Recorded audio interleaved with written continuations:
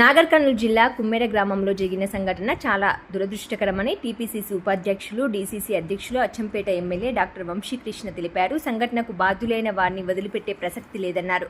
పసిపాప మరణాన్ని కొందరు రాజకీయం చేయడం తగదన్నారు. నాగర్ కర్నూలు జిల్లా కుమ్మెర గ్రామంలో 2 నెలల పసిబిడ్డ మృతి ఘటనపై నిన్న సాయంత్రం నిజ నిర్ధారణ బృందం పర్యటించడం జరిగిందన్నారు. కుమ్మెర గ్రామంలో జరిగిన సంఘటనపై ఈరోజు గాంధీ భవన్లో నిర్వహించిన విలేకరుల సమావేశంలో ఎమ్మెల్యే మాట్లాడారు.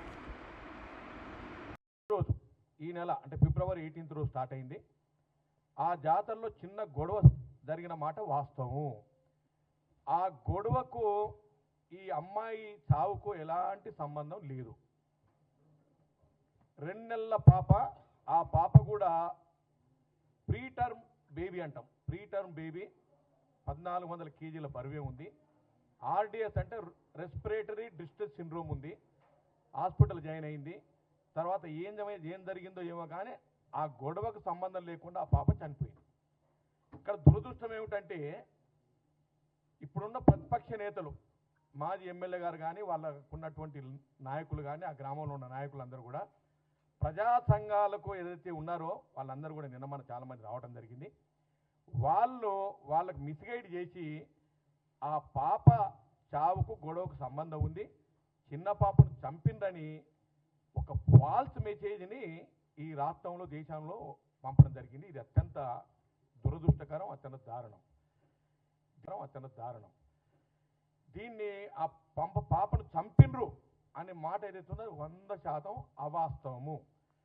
ఇక మూడో పాయింట్ ఏమిటంటే అక్కడ ఆ గణేష్ అనేతను రజిక సోదరుడు, వాళ్ళ భార్య ఎస్సీ అని చెప్పి ఆమెను కూడా ఎస్సీగా చిత్రీకరణ చేసి ఎస్సీ ఎస్టీ కేసు పెట్టాలని ఒక డిమాండ్ పెట్టి రకరకాలుగా మాట్లాడారు.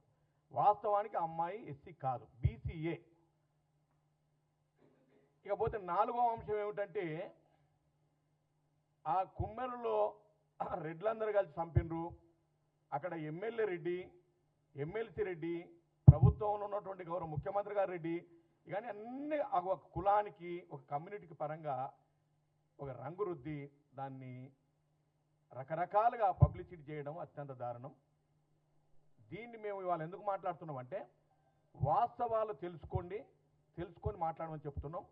గొడవ జరిగిన మాట వాస్తవం. వాళ్ళ మీద యాక్షన్ తీసుకోవాల్సిన అవసరం కూడా ఉంది. పోలీస్ డిపార్ట్మెంట్ కూడా ఆ రకంగా కొంత పనిచేసింది.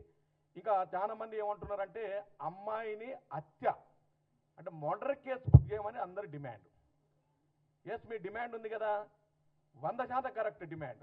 ఆ డిమాండ్ మేము కూడా ఒప్పుకుంటున్నాం. కానీ ఎప్పుడు చేయాలమంటారని అమ్మాయి PME పోస్ట్ మార్టం ఎగ్జామినేషన్ అని ఉంటుంది. అక్కడ విసరా అని ఉంటుంది, అంటే లోపల భాగాలను అందరూ కూడా కట్ చేసి ఫరెన్సిక్ ల్యాబొరేటరీకి పంపుతాం. ఈ ఫరెన్సిక్ ల్యాబొరేటరీ నుంచి ఒక 8 రోజులు 10 రోజులకు రిపోర్ట్ వస్తుంది. నిజంగానే ఆ అమ్మాయికి దెబ్బ తగిలి లేకుంటే కొట్టినట్టు ఏమైనా దెబ్బలుంటే మీరు అన్నట్టుగా అది హత్యా కేసు, హత్యా నేరం కింద ఆ సెక్షన్ పెట్టి చేయొచ్చు. ఎక్స్టర్నల్గా అయితే ఎక్కడ కూడా ఆ ఇంజురీస్ ఉన్నట్టయితే ప్రాథమిక నివేదిక లేదు. నేను చెప్పడం కాదు, డాక్టర్స్ చెప్తున్నారు. కాబట్టి దీన్ని ఒక చిన్న గొడవను, ఆ టెంపుల్లో జరిగిన గొడవను ఓ చిన్న పాపను చంపినరు, అది పార్టీకి రుద్దటం, ప్రభుత్వానికి రుద్దటం, ఇది అత్యంత దారుణమైన విషయం. ఈ రెండు కూడా కరెక్ట్ కాదు. కాబట్టి మేమేమంటున్నామంటే దేనికైనా మా దగ్గర ఆధారాలు ఉన్నాయి.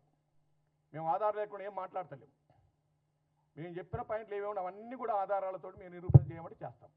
కాకపోతే దీని పొలిటికల్ మైలేజ్ కోసం అక్కడ ఉన్న మాజీ ఎమ్మెల్యే, బీఆర్ఎస్ నాయకులు వాళ్ళంతా కూడా పొలిటికల్ మైలేజ్ కోసం చేస్తున్న పన్నాగ తప్ప మరొకటి కాదు.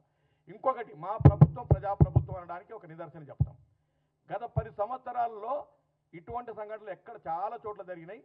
అప్పుడున్నటువంటి వర్కింగ్ ప్రెసిడెంట్గా ఉన్నటువంటి ఇప్పుడు ముఖ్యమంత్రి గారు గౌరవనీయులు రేవంత్ రెడ్డి గారు, అప్పటి PCC అధ్యక్షులు, మేమందరం కూడా ఎన్నో సందర్భాల్లో ఈ ఫ్యాక్ట్ ఫైండింగ్ కోసం వెళ్తే అందరినీ అరెస్ట్ చేసిన దాఖలాలు ఉన్నాయి. మధ్యనే చాలా సందర్భాల్లో హౌస్ అరెస్ట్ చేశారు.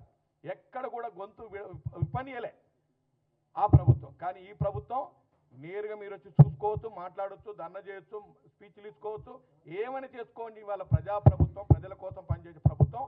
ఇవాళ అందరూ కూడా పోయి అక్కడ పోయి రావడం జరిగింది. గత ప్రభుత్వంలో ఈ రకంగా లేదు.